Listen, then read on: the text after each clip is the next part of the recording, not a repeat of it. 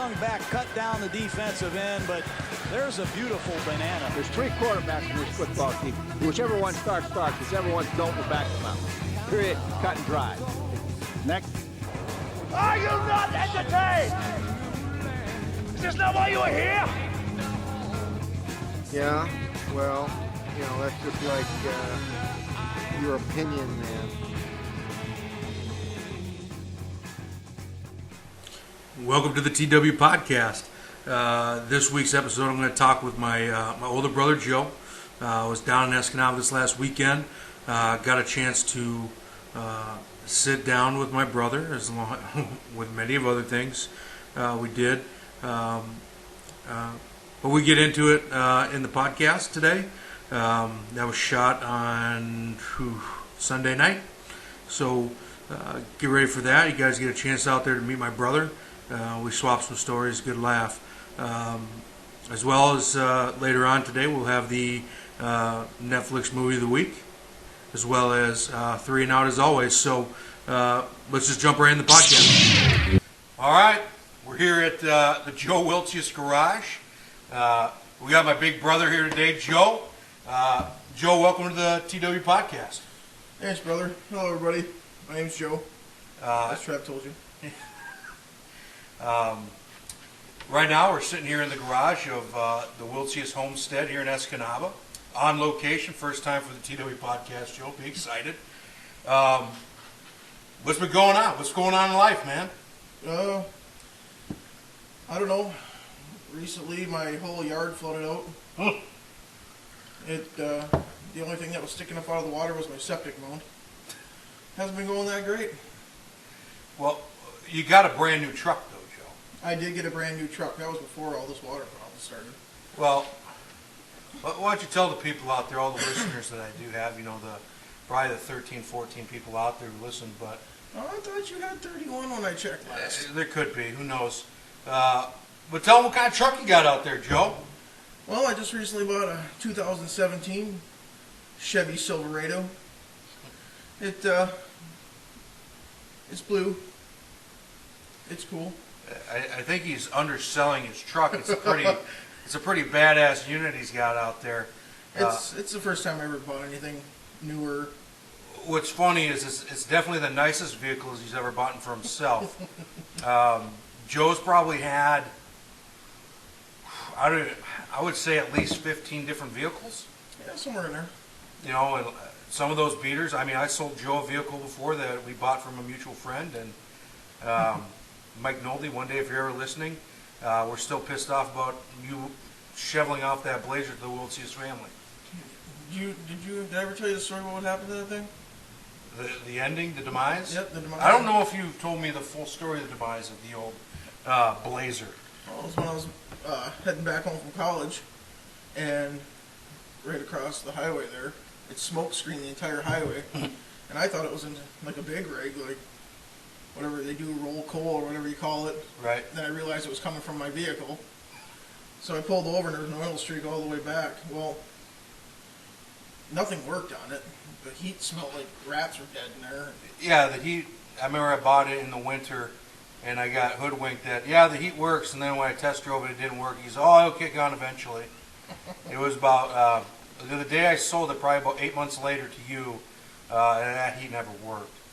Oh, you think that's bad? When I had it, I had to ride around with a little propane heater just to defrost the window until the engine got warm. Yeah, there's some certain charm to it in the middle of the winter where you got to act like you're Ace Ventura and stick your head out the window to make sure you're going straight. Yep. That was a really nice piece of machinery. And if you ever, I mean, putting that thing in park was probably the most impossible thing in the automatic. And to be fair to Chevy, that was the only Chevy I've ever owned, so I can't really say that I don't like Chevys after owning that vehicle. But Ford has recently let me down a couple times, so back to a Chev. But another thing is they've all let me down. I've owned every type of vehicle out there, and they've all given me issues. So yeah, pick your poison. It is what it is. We got the new truck. You know, today we had a nice little dinner, little family dinner. Oh yeah. At our mom's house. That's across town, north side. North side represent. I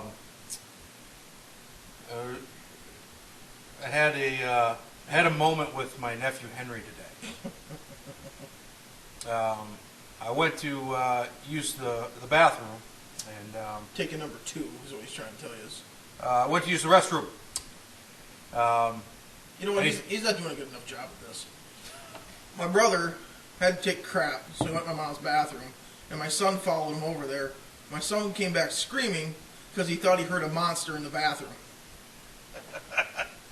He's just trying to tiptoe around. Just jump right in, bro. There were some noises that came out of there that were, I guess, monster-like, because the way you guys made it sound, he was crying and he was upset with the world out there. He's inconsolable. I don't know what he heard. Dude. It's one of those things that I'm sure is never going to escape me the rest of my life. So it was a nice little deal. But shit, what else did we do today, Joe? We Took naps. You took a solid nap after dinner. I took about a 15-minute cat nap at the end of.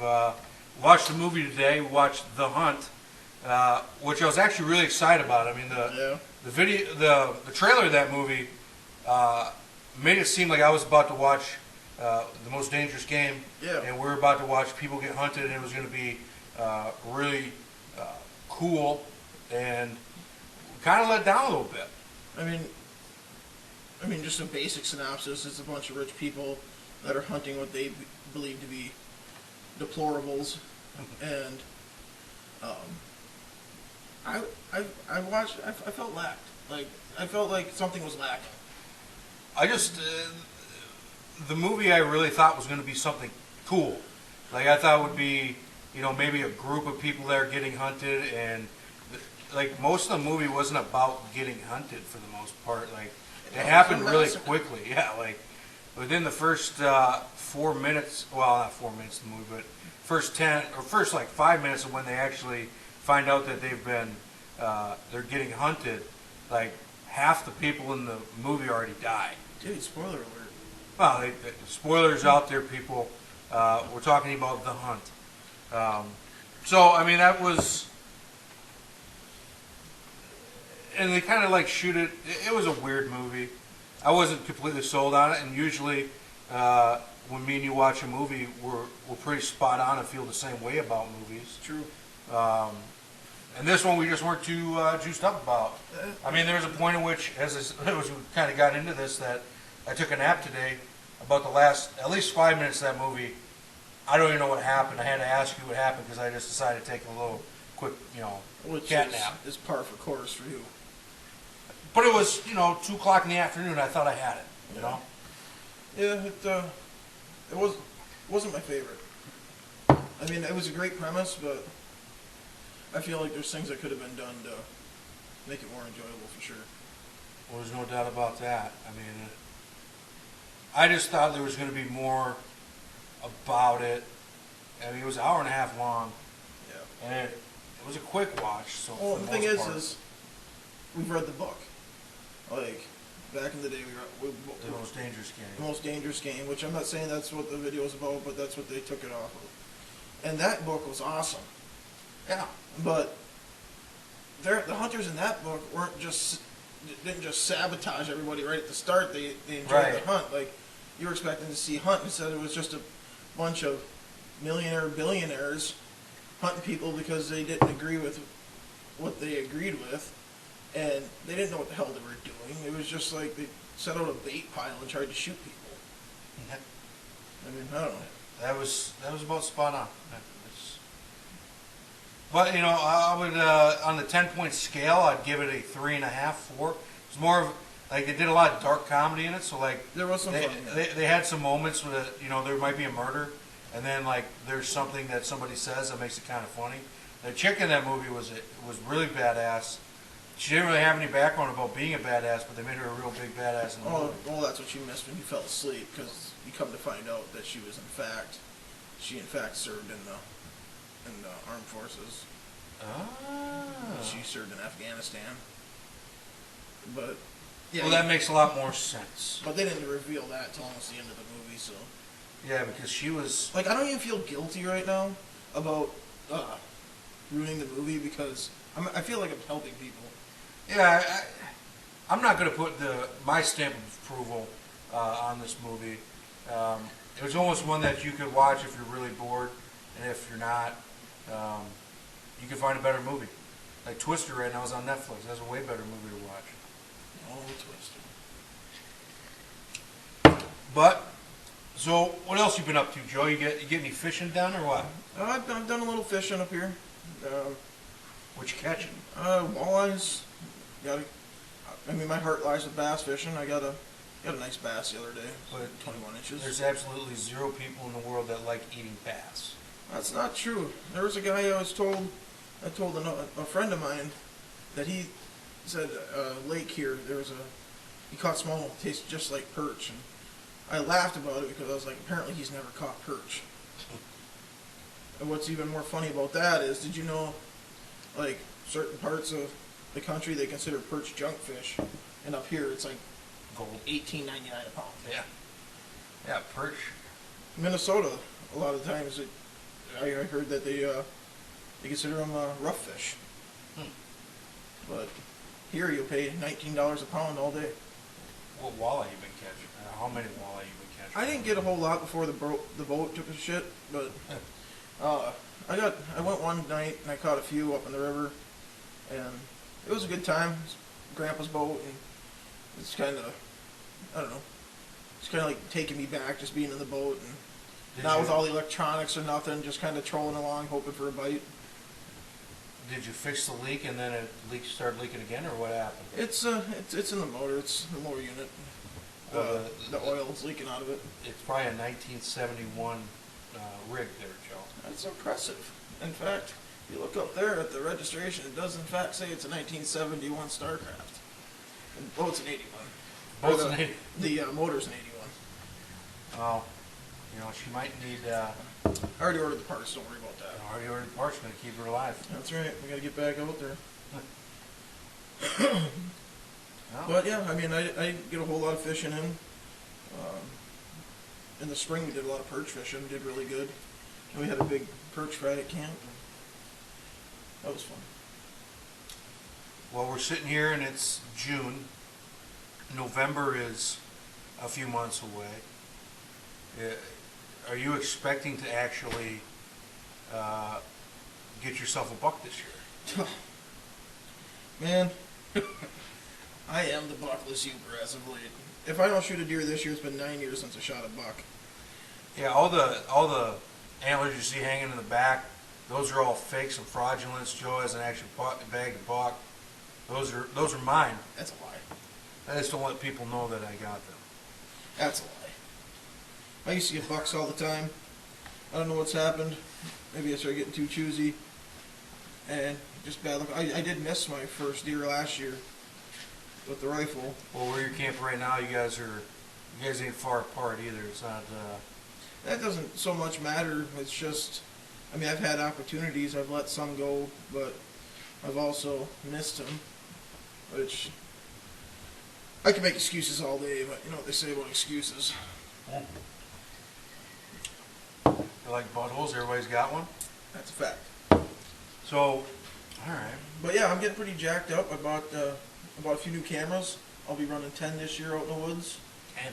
Yeah, I've been trying to pattern deer in the past couple of years, and I'm new to it, so I'm not the greatest at it, but I'm getting better at it and starting to learn a little more about the new territory I've been hunting, and I'm pretty hopeful for this year. I let a few nice bucks go last year.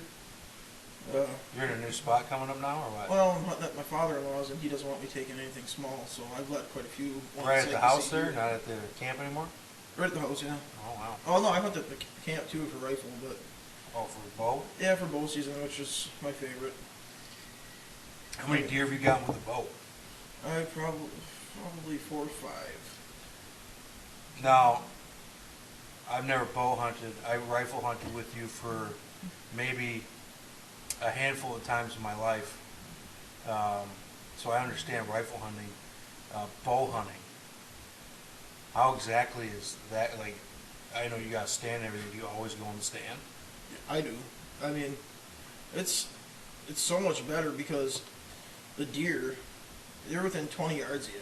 I mean, Right. you can hear them eating the apples. And it's not like you're shooting a deer at 100 yards and never even knew you were there. Like, it's very, I don't know what the word I'm trying to think of. It's heart pounding. Like, to have a buck come in at 20 yards, and now you got to try and pull a bow back without him seeing you, and place a good shot. And even still, like, just the preparation that goes into bow hunting compared to deer season, or rifle season, I should say. Well, yeah, it's so much closer, so Yeah, there's got to be a lot more. Scent, I you would gotta be say your scent scent free. control. Yeah, it's and wind matters a lot more during bow season. I mean, you're not in the blind, so you don't got the scent cover, but it's awesome when you get them in that close. I mean, I still shake like it's my first deer when I go to pull back. Usually when I pull back, it stops, but I haven't actually been able to pull back on one in a while, so I'm hoping this year I'm gonna try those new cameras out they got. They have cameras that'll send the pictures right to your phone, so you don't have to be in there spreading your scent around all the time to check the photos. They'll just send it right to your phone. That's some pretty high-tech technology for the old school hunter who likes to take his old fishing boat out. And now when it comes to hunting season, you need all the high-tech gadgets. Well, when you go 9 years without shooting a buck, you get pretty desperate. Are you going to start kind of like in Escanaba in the Moonlight, you're going to start doing the dance around the fire and make your own moose ball milkshakes? And Oh, please don't talk about that movie. sitting here right in the heart of Escanaba, Joe. Oh, I mean, I remember when that movie first came out, all excited that a movie was being filmed here. Right. And then when I watched it, I was like, kind of made us look like a bunch of... Well, I always like to compare it to the first hour-ish, maybe 40 minutes of that movie. You could make a claim that is a good depiction of going to hunting, going to camp. And I mean, we don't got guys on the roof when we get there, but... no, we don't have the Jimmer from Menominee. No. Which, not many people in Escanaba would want to hunt with anybody from Menominee, but... Yeah, I mean... As soon as it gets to the alien part is where you sit there as even if you're not even from Escanaba, if you're just a Youper in general going, you had us going the entire movie, like we were all laughing, you guys are doing it right, and then you brought in this alien feature and you made us all look like a bunch of morons. Yeah, like... I couldn't even tell you anybody that has an alien story. And all of a sudden, now anybody that watches Escanaba in the Moonlight seems like we're a bunch of freaks that believe in aliens up here and go up to deer camp and hammer syrup. Anytime that I've ever, you tell somebody you're from Escanaba, that's like the first thing anybody ever says to you is, "Oh, Escanaba in the Moonlight?" And you're always like, "Yeah, that's my town." Yeah. And then they like laugh, like they think that's what you're like now, and you're like, "All right, dude." In which I am the most I mean, don't get me wrong. un-Yooperish kind of person for the most part, as in the sense of hunting and fishing in the natural outdoors. I'm not a pro at that. Have I done it? Yes. Have I enjoyed it? Not to its fullest. But there's sometimes I just don't even give it a chance because I'm impatient.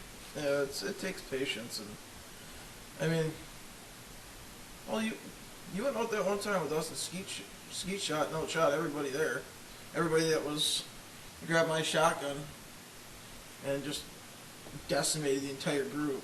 Yeah, but I've been preparing myself for the zombie apocalypse for quite a while, so I just pretend that I'm just trying to save my own life and not, provide for my family and put a meal on the table. Oh, as you're shooting at little orange clays that are flying above your head. Oh, yeah, you don't know how fast the zombies can be, Joe. Above your head? Well, they might be flying from buildings trying to get me. You don't know. Didn't think about that, did you? I would say you're probably safe then. I could shoot a gun. Even when you first bought that pistol, we brought it out and we hung up those signs, and I kept nailing the sign. I think I have a natural ability. I just don't hone in on it. Yeah. Yeah, you. Because the thought of me going out for like a week straight and not getting anything the competitor in me would get really pissed off. Yeah, it takes a lot of patience and beer. Yeah, I mean, it depends on how much, patience or beer that you want. I imagine some days are more beer than patience. all of it. That's how much I want. I want all the beer. Sit there, eat breakfast, walk out there for the morning hunt, and then go, you know what? I'm good. Time to Yeah. go drink my lunch. For the first couple of years at camp, I was known as a guy that didn't hunt mornings. I was also known as a guy that cached the KO in 4 days. But And probably ate a whole pan of bacon. Allegedly. But Allegedly. I've been getting more serious now. I mean, once you get past the 7-year mark, like, that's long enough to be declared legally dead. So, I mean, it's time. Like, my hunting career's been declared legally dead. Yeah, that's about the time to step back up on the old pony and make sure you get it. Yeah, gotta start doing more prep Well, work. I mean, taking now it that you seriously. you got 4 kids, so, and you got 2 boys, so a big part of you has to bring that deer home, so they're not disappointed in their father every hunting season, I got a doe last year. And I'm sure Henry looked at that doe and went, "Thanks, Dad." I'm really happy for the doe. I would prefer the buck, but I don't know. Your daughter Claire, your oldest, she is actually more apt to, like, I remember when you took her out like pheasant hunting, I think. Partridge. And she was sitting there just holding on to the partridge like there was nothing wrong with the world. In which I was sitting there like, oh wow. One day she's going to scare the hell out of some boy and it's going to be pretty good. She's going to be really sassy one day and it's going to be hilarious. Well, it's probably gonna be me that scares the hell out of some boy. Well, you'll be a big softy at that Well, point. we'll see about that. But, oh yeah. Anything else you got planned in the next couple of weeks? Anything you got big, exciting going on? Not really, man. My smoker also took a shit. Just a man full of tragedy. Oh, today. this garage is full of projects I can't even keep up. That's not even including my honey-do list. Well, you got, I pointed out some weed whacking you had to do around your yard since I've become now a lawn champion in my own mind. Have you ever tried to mow a pond? It's impossible. I got the You got a riding mower. You don't even have to get your feet wet. I got the mower stuck back here behind the garage the other day when I was trying to mow. That's why the grass is still long. Because it got buried in the mud. Like, I had mud caked all over my back. Well, I didn't think it had an end to spin the wheels, but it does, dude. The old Cubby got me, So so you got- mud. You got like 4 projects you want to do in your new truck. You got to get your smoker fixed. You got water coming up in the backyard. It would be nice if it was oil and you could be like the Clampets. But you get water because you're right here in the marsh. I was just hoping, like, the feds would come in and say, oh, this is wetland, like, we're going to buy this all from you and preserve it. But I don't think that's happening anytime soon. No, they're worried about the roads in Gladstone right now. They're not worried about the wetlands. Yeah, that's a real mess, too. I didn't even know where I was going. Like, I didn't know if I thought I was trapped, like, in a maze. Like, how you... My last week's podcast, I talked about the things that annoyed me that week, and one of the things was construction, because it seems like anytime, like even on the way down here yesterday, like there was construction all the way through Crystal Falls, and I was just like, why is everybody out now? Like, Yep. like couldn't you guys done this? Like, I understand that COVID-19 was like doing everything, but when people were on like in lockdown and not allowed to leave their house at all, doesn't that seem like a great time to do the big road projects? Yeah, you don't even need to have everybody in a truck with you. Like, No, they could have made that work. it could have definitely made that work, but hey,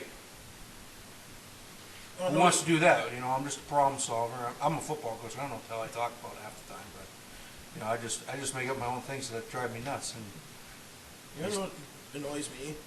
Male pattern balding. I didn't get into that last week, but yeah. I mean, the thing about it, Joe, is at least you got a few extra years than I did out of your hair.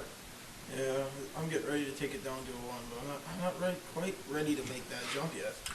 You know, I used took to a lot have of. thick I agree. I used to have pretty thick hair too, and then they just start thinning and thinning and thinning. Next thing you know, I'm at the barber and he's trying to just like still work on my bangs, and he kind of turns you in the mirror and you go, I can't even see my bangs. Take it down to a 1, brother. What the hell are you gonna do? I mean, now I even bought my own clippers now, and my wife cuts my hair every now and then. But I enjoy going to the barber still. Like, I just haven't been able to go. I didn't realize how bad it was until I was at Walmart the other day, and I was walking out, and I looked up at the big screen that had the cameras on it, and I could see the back of my head. And first of all, I was just like, Who's wow, that guy? COVID has not been kind to you, man. Like, I did not use my time wisely during this COVID crisis. And then I looked at my bald head and I was like, my God. I just got it cut and I thought it was styling, but when I looked back there, I was just like, it's time for a hat. Like, it was gleaming. Like, I might get sunburnt this summer if I don't wear a hat. And I'm gonna give you a tip. Sometimes you gotta rub some sunscreen in your head now. Right back there in that cheeseburger paradise, you give her a little something to help you out. I'll give it a shot. I mean, the other thing, I'm going to tell you the absolute worst thing, and I bring it up all the time. The worst part about losing hair is not just the losing the hair and you feel like that moment when your hair is in the drain and you're all sad. It's that first time you're out doing anything and you're sweating profusely and you can't, like, there's no hair to mop up the sweat on the top of your head, and it just runs down and hits your eyes, and you just keep sweating down your entire face the entire day. That is the absolute worst. I think the absolute worst was when the first person ever mentions it. Like, oh man, you got a bald spot back there. Who said that? No, it wasn't you. Oh. The trades. Well, the problem with you, Joe, is you had to make fun of my hair, probably 4 or 5 years ago that it started to go. And now, probably 4 years after that fact, the genes kicked in. I think that's bad. I made fun of my father-in-law, too. Yeah. Karma. Those poor boys don't even know what's heading for them one day. Karma. Wow. It's not good on any of those boys. Well, people say, like, if your mother's father had thick hair, you don't got to worry about balding. Well, We were duped. I mean, I hate to admit it, but weight's probably a factor, too. Poor diet probably does a lot to kill your hair, yes. Wearing hats and not letting it get some nutrients, doesn't play a huge factor, but plays some factor. Sounds like you've done a lot of research. Well, I've looked into Bosley a handful of times, thought about one day I come back and I got a full head of hair. Like last year they made this big thing that they thought they found the cure for male pattern baldness. And they were trying to find the cure for cancer. And in the middle of it, they find the cure for male baldness. Now it's a drug that you got to take that makes your hair grow back and reactivates the follicles. And I don't think it's been put out into production yet, Joe. Well, it's gonna take some time. But if all of a sudden one day I come back and I got luscious locks back, because if that ever happens, I'm growing my hair out long one time. Like I want it to my shoulders so I can do the thing. Just say I got to do it once. Because even when we grew up, we always had short hair. We never had real long hair. The longest thing we ever had to hair was when we had rat tails when we were kids, or our mullets. Yep. I mean, that was the closest thing when you were 6 and I was 4, we just had sweet mullets. And then when the mullets went, our parents decided that we needed rat tails until you pulled my rat tail out the back of my head. That I didn't have a rat tail. Mm-hmm. That was back when we had blonde hair. Shouldn't have been being a dick.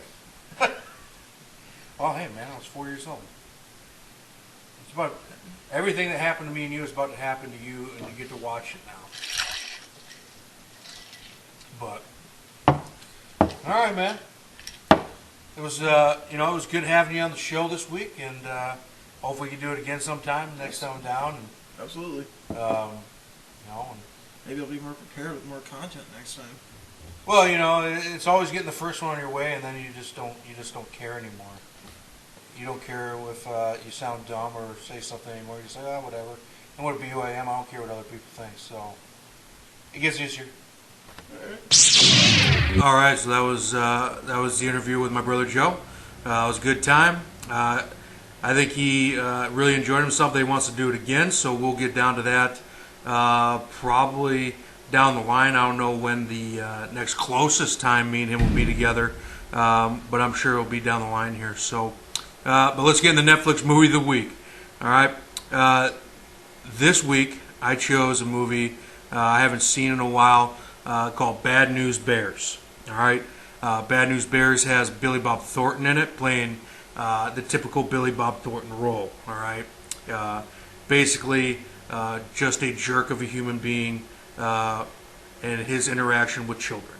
Okay, so that's about a big part of the roles he takes. It's a remake. It's from 2005. The original, I would tell you, is probably a lot better, but it is not on Netflix. So, it's a good movie. It's a good laugh. There's a lot of points in there where you can kind of draw parallels to your own childhood.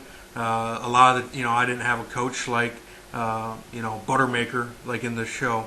But I had these memories of Little League Baseball, and they were similar to that. Now, I'm not claiming out there that I was so bad that none of the teams would take me in Little League, because I wasn't a bad player. I could hit the ball a little bit, but kind of digress there. But it's kind of got some nostalgia. Nice little look back into what life was like at a simpler time for me. So, but that's Netflix movie of the week. Bad News Bears. Get out there and watch it. All right. But let's get into 3 and Out.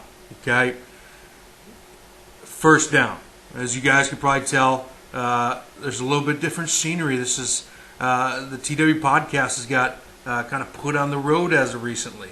All right. So shot most of the episode down in Escanaba with my brother this weekend, as well as I'm back in the office. All right, so kind of excited to be back here. Right now I'm the only coach in for football. I'm looking to get some more of the other guys back here soon, and maybe we'll have a few more coaches interviews coming up down the pike here. But I'm excited, being back in the office.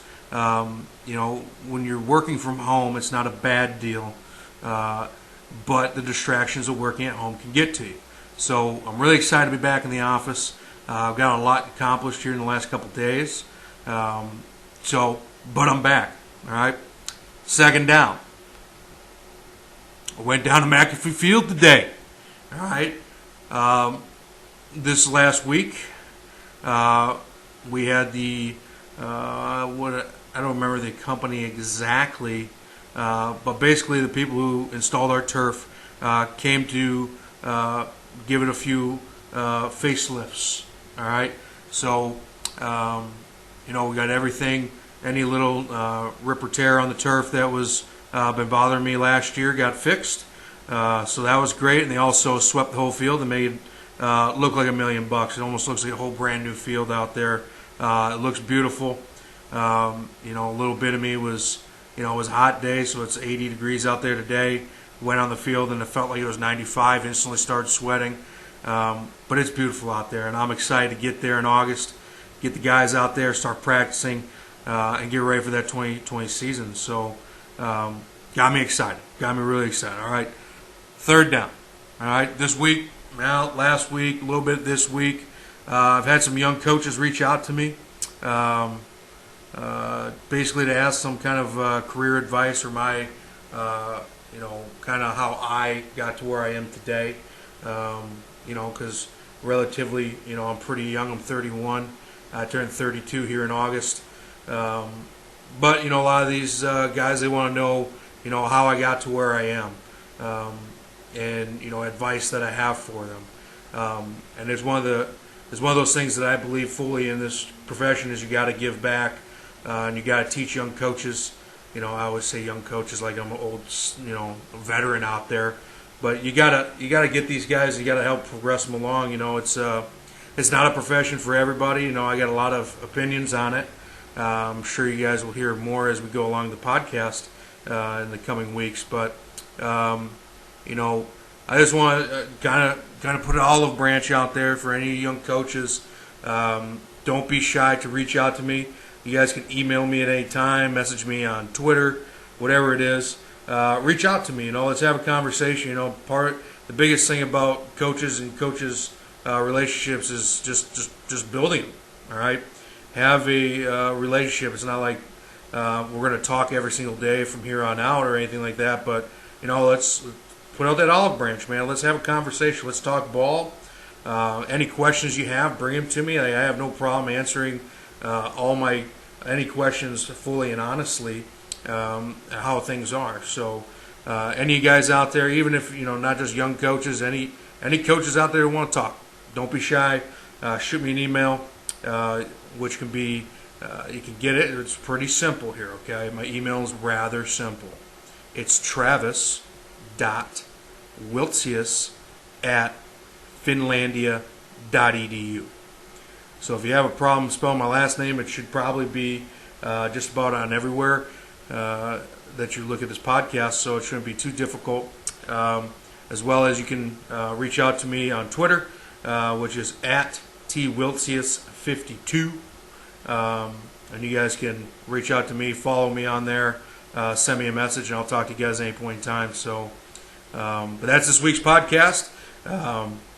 We'll see what I got next week. I know I promised that my buddy Keith would be on. Hopefully I can get him on next week. Be a really good conversation with him, and looking forward to it.